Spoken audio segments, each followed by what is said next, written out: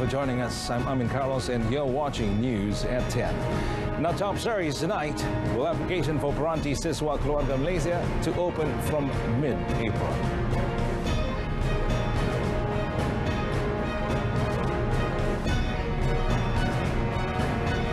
While 2 men arrested as 479 kilograms of drugs seized.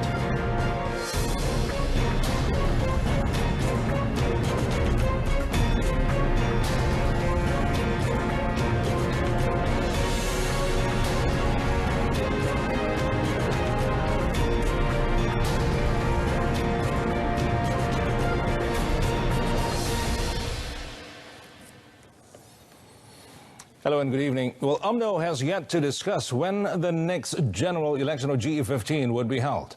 Well, at a press conference today, Prime Minister Dato' Sri Ismail Sabri Yaakob clarified that the matter has not been discussed yet in the annual General Assembly that is currently taking place. When met by reporters on the sidelines of the UMNO General Assembly today, Dato' Sri Ismail Sabri, who is also UMNO Vice President, said the decision to call for a general election is the prerogative of the Yang di-Pertuan Agong. Ini semua perlu dibincangkan dengan Pertuan Agong. Jadi kita tetap tarikh kita sendiri. Nanti yang Pertuan Agong kata kita ambil alih kuasa dia. Jadi jangan kita ambil alih kuasa kebahagiaan Yang Mulia Pertuan Agong. Kita tunggu. Kita apa-apa pun saya akan bincang. Tapi saya dah kata, mula-mula kita bincang dalam parti dulu. Parti pun tak bincang lagi.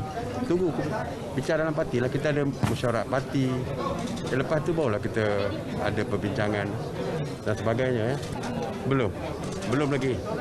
Hari ni saya tak tahulah. Hari ni punya sayap ni saya tak tahu. Mungkin malam.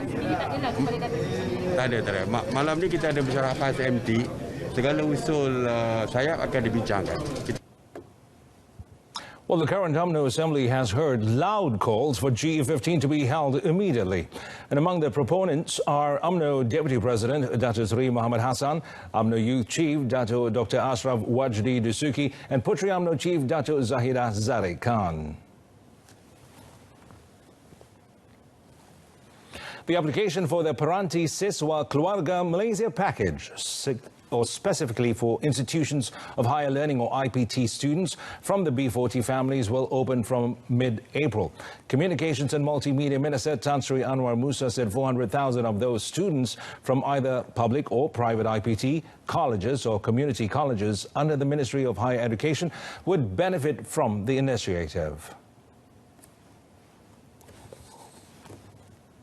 Terutama daripada golongan yang miskin dan juga di bawah kumpulan B40 yang pendapatan ibu bapanya tidak melebihi RM4,850 sebulan boleh memohon untuk mendapatkan peranti-peranti yang boleh mereka gunakan semasa mereka belajar. He said this when winding up the debate on the motion of thanks for the royal address for the Ministry of the Dewan Rakyat sitting today. Now, the Peranti Siswa Keluarga Malaysia package was announced during the tabling of the budget 2022 in October last year, in line with the government's aspiration to ensure that the people, especially IPT students, can use the necessary devices and enjoy internet access at a reasonable cost.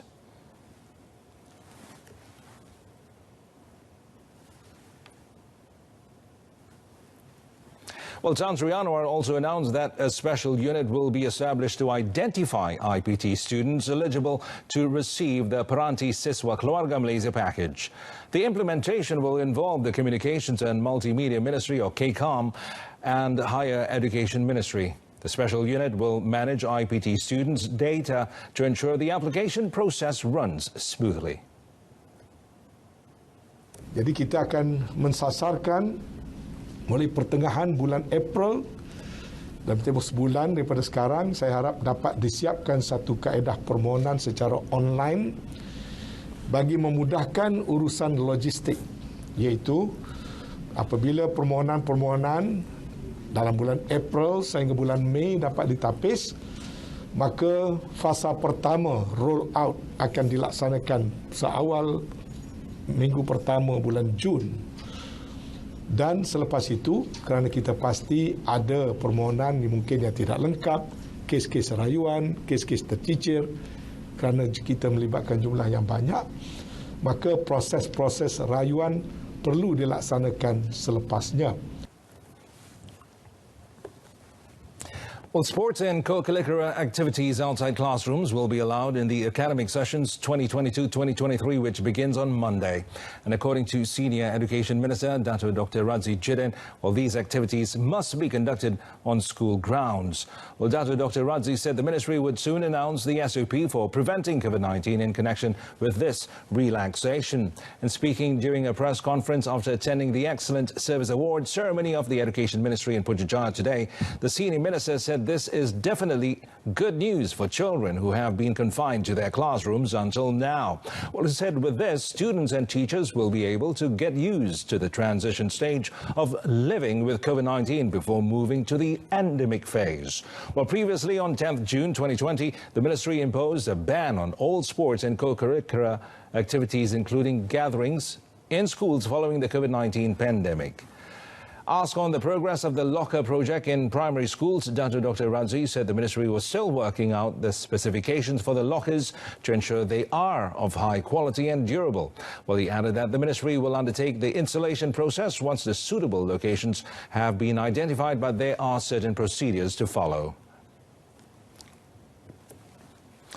Senior citizens are advised to go for the COVID-19 vaccination and booster jab for better self-protection, especially with the coming of Ramadan. Well, Health Minister Khairi Jamaluddin today said taking the vaccine is crucial because during the fasting month, many senior citizens are expected to perform Tarawih prayers at mosques. Well, Khairi also said that 105 COVID-19 deaths were reported yesterday and that senior citizens who are unvaccinated or have yet to receive their booster shot are most at risk of contracting the virus. The minister added that the capacity of hospitals or the intensive care units or ICUs is under control, but he would also want the death rate to be under control. Based on a graph posted on his Twitter account, the data per population of 100,000, according to vaccination status yesterday, showed that the highest deaths were recorded for the unvaccinated group across every age level. Well, a group of mobile network operators are set to hold a discussion on 5G mobilization with the Finance Ministry, Malaysian Communications and Multimedia Commission, or MCMC, and key industry players. Well, the discussion will provide further details on implementation of the Single Wholesale Network, or SWN model, including the proposed shareholding offer and transaction process between the operators and Digital Nasional Berhad, or BND. Well, in a joint statement, Celcom Axiata Berhad, DG Telecommunications Berhad and U-Mobile Sendirian Berhad said they remain committed to realize the National Digital Plan. The mobile operators said they are confident that the mobilization of 5G network will greatly benefit businesses, the people and the government while competing with other countries in the region. The statement also read that a successful 5G deployment for Malaysia will be built on the principles of transparency, sustainability and security, and the operators look forward to working on the next steps to build robust and future-proof communications infrastructure for Malaysia. Well, coming up, Home Ministry says no to legalizing ketum exports. Well, police have arrested 2 men and seized 478.8 kilograms of ganja and shabu worth 1.53 million ringgit in Kuala Langat and Klang Selangor. Well, Bukit Aman Narcotics Crime Investigation Department, or NCID Director Dato Ayub Khan Maidin Pichai said the suspects aged 31 and 47 were arrested at a petrol station in Kuala Langat at noon 2 days ago. Well, he said the suspects then led police to an apartment in Klang from where 468.8 kilograms of drugs believed to be ganja and 10 kilograms of shabu, all worth 1.53 million ringgit, were seized. Sedikit ini dipercayai mula aktif sejak bulan Mac tahun ini. Hasil serbuan JSDN telah berjaya merampas seberat 468 kilogram dadah disyaki jenis ganja dan 10 kg dadah disyaki syabu yang dianggar bernilai RM1.5 juta. Jumlah dadah yang dirampas ini boleh digunakan oleh seramai 987,000 orang penagih dadah. Dato' Ayub Khan said police also confiscated vehicles and jewelry valued at 88,496 ringgit in connection with the latest seizure. He said both suspects tested positive for drugs and one of them has a previous criminal conviction. He added that the case is being investigated under Section 39B of the Dangerous Drugs Act 1952 and both suspects are under a 7-day remand until 22nd March. Well, Dato' Sri Najib Razak's appeal hearing in the Court of Appeal to obtain documents which he claimed were relevant to his defense in his trial involving misappropriation of 2.3 billion ringgit funds from 1MDB funds has been rescheduled to 10th May.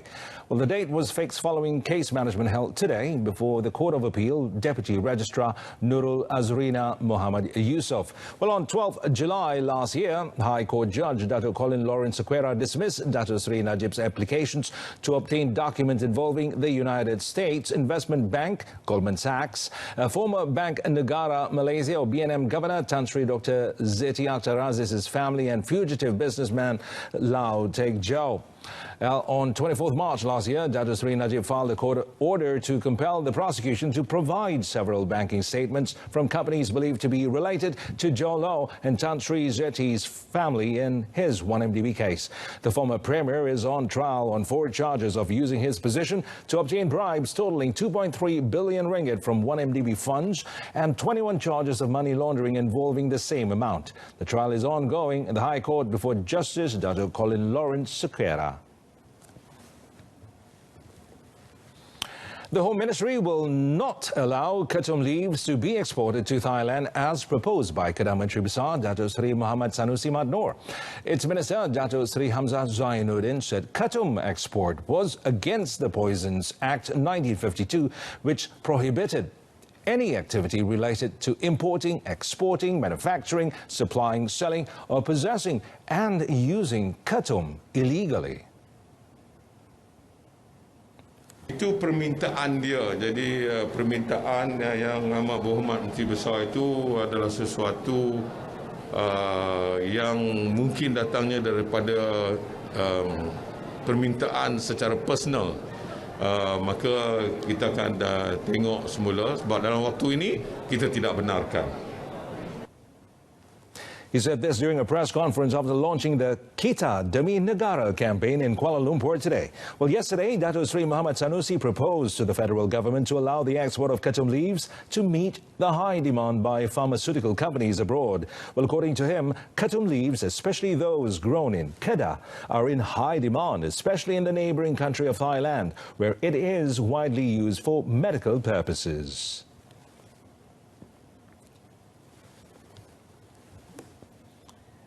Well, meanwhile, on the reopening of the country's borders on 1st April, Dato' Sri Hamzah said the ministry had begun its preparations, especially in stepping up security since 1st March. Persediaannya telah pun kita lakukan lebih awal sebab kita tak tahu bila tarikh yang akan diumumkan. Sekarang semua kita telah pun tahu akan tarikhnya 1 April. Cuma persediaan awal telah pun kita lakukan mulai daripada 1 Mac lagi. The minister added that there is no issue of national security and there is no need to add more personnel for agencies under the Home Ministry as everything is under control. Well, let's start with good news. Singles ace Lee Zijia enjoyed a fine start en route to defend his title at the All England Open Badminton Championships 2022 in Birmingham as he successfully booked his second-round spot last night.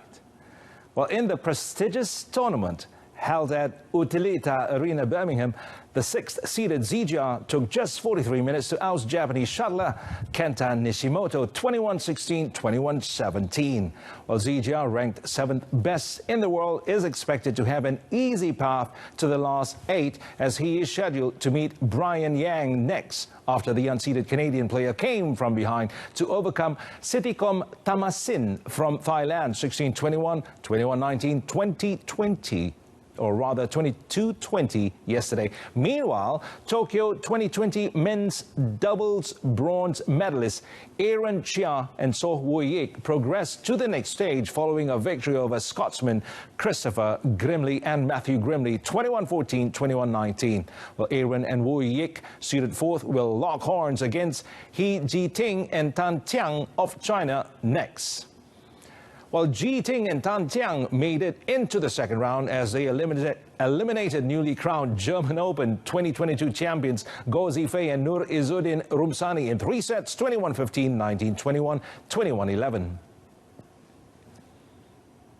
In the mixed doubles category, world number 13 Malaysian professional pair Goh Sun Huat and Siobhan Lai Jimmy suffered another first-round exit, this time against Danish pair Matthias Therin Amali and Magalund, ranked 765 in the world, losing in 21-18, 21-16.